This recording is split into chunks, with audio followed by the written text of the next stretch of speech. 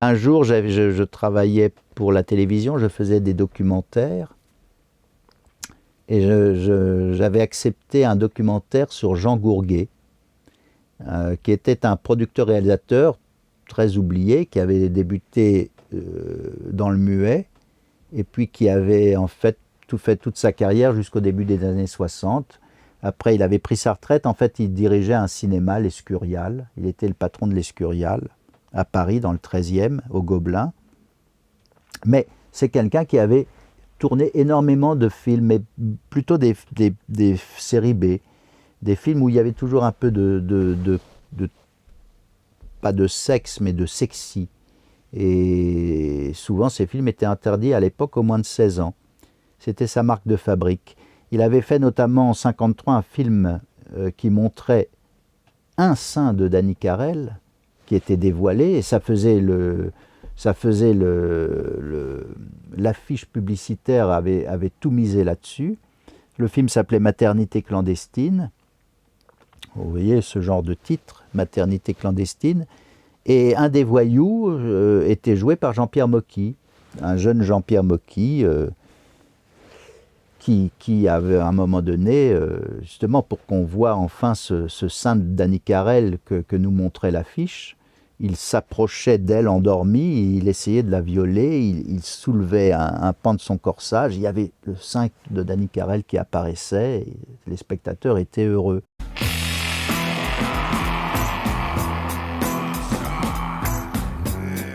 Et donc j'ai eu l'idée d'interviewer Mocky, alors qu'on ne s'était pas parlé depuis 13 ans. Et donc je lui ai écrit un courrier en lui disant que je ne savais même plus vraiment pour quelle raison nous nous étions fâchés. et que je préparais un film sur Jean Gourguet, que vous avez bien connu, que vous aviez aimé, apprécié. Et je serais heureux que ce soit Jean Gourguet qui nous réunisse à nouveau. Et Mocky avait dit oui, tout de suite. Et donc c'était amusant parce que j'avais fait cet entretien en voiture.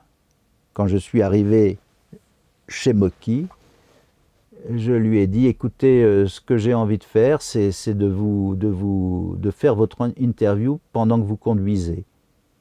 Ah bon, mais alors, Mébir, qu'est-ce que tu racontes là? Pourquoi tu veux faire ça? Mais écoutez, je vous ai toujours connu en voiture.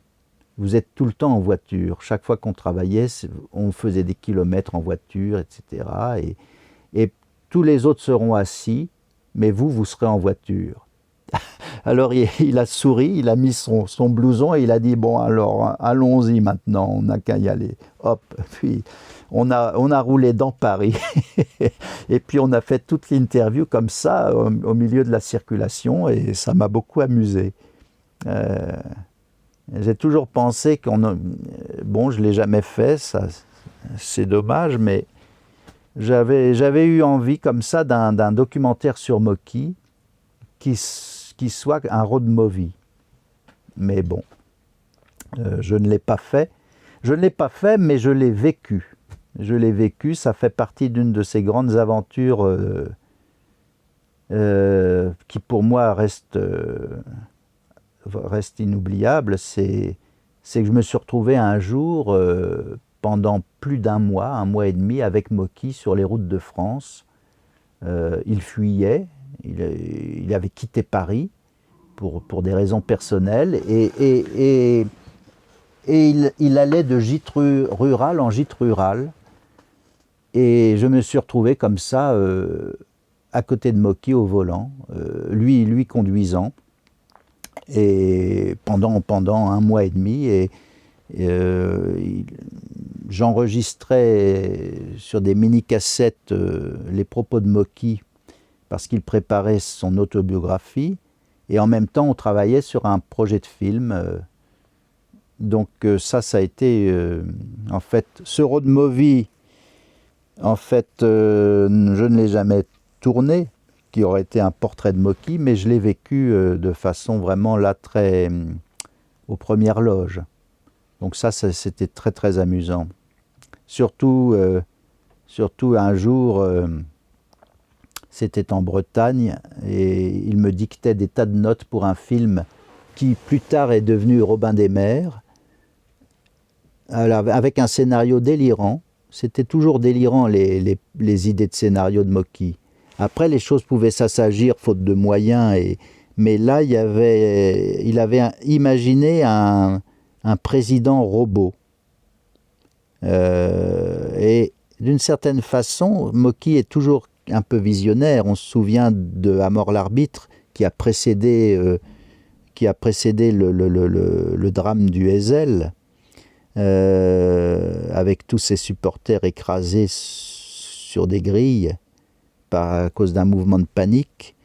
On peut dire que ce président robot, c'est Macron, d'une certaine façon. C'est comme s'il avait déjà, en 1994, il avait déjà entrevu ce que un président de la République, ce que les hommes politiques pouvaient devenir.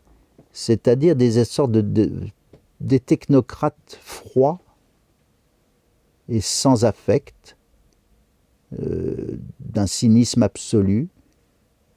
Et donc c'est cette image de robot qui s'était imposée à lui.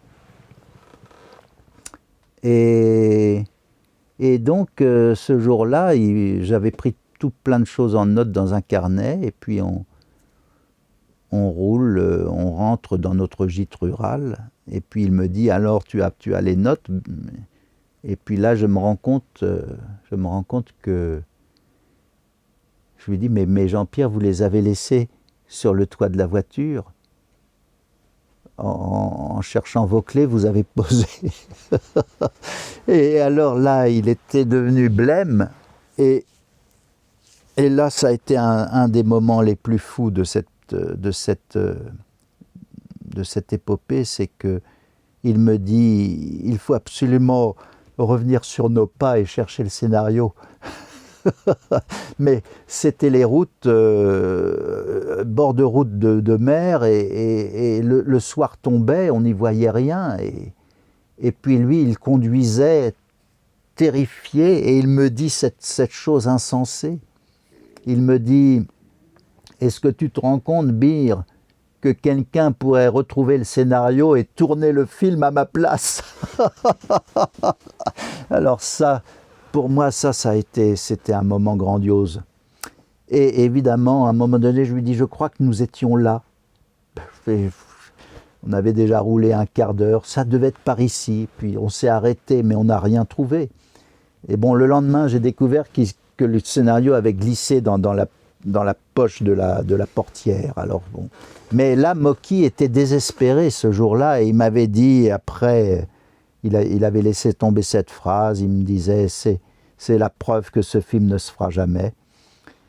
Mais surtout, il pensait que quelqu'un allait tourner à sa place son histoire de président robot. Rien qu'en trouvant les notes. Ben ça, c'était vraiment quelque chose d'extraordinaire.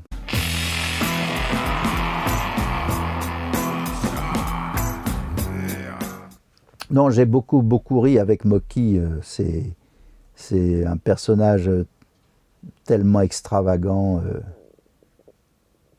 Oui. Et puis en fait, on partageait le même goût pour les acteurs, ça c'est évident. C'est quelque chose qui nous avait beaucoup rapprochés, oui. Oui. J'ai pas de photo de Mocky là, mais non, c'est parce que... Mais Mocky est présent à travers Rémoleux. Et puis c'est vrai qu'il faudrait que je vive dans 200 mètres carrés pour pouvoir avoir des tas de photos au mur. C'est pas tellement le cas. Oui, Mocky est là aussi. Attendez, là il y a ça qui est très bien là. Bon, Philippe Solers parle de pornographie. Ah ben je crois que il n'est plus tellement en état de parler maintenant. Mais là vous avez, mais il y a peut-être des reflets. Là vous avez justement La Bourse et la vie. avec Fernandel, et puis ici vous avez Rémoleux, là, qui est formidable. D'ailleurs, bon, vous avez Fernandel, Heinz Rühmann, le comique allemand, Jean Poiret, mais je crois, sincèrement, on ne voit que Rémoleux sur cette photo. C'est flagrant. Et là, c'est Gabriello. Donc oui, Mocky est quand même, il est quand même quelque part diffus.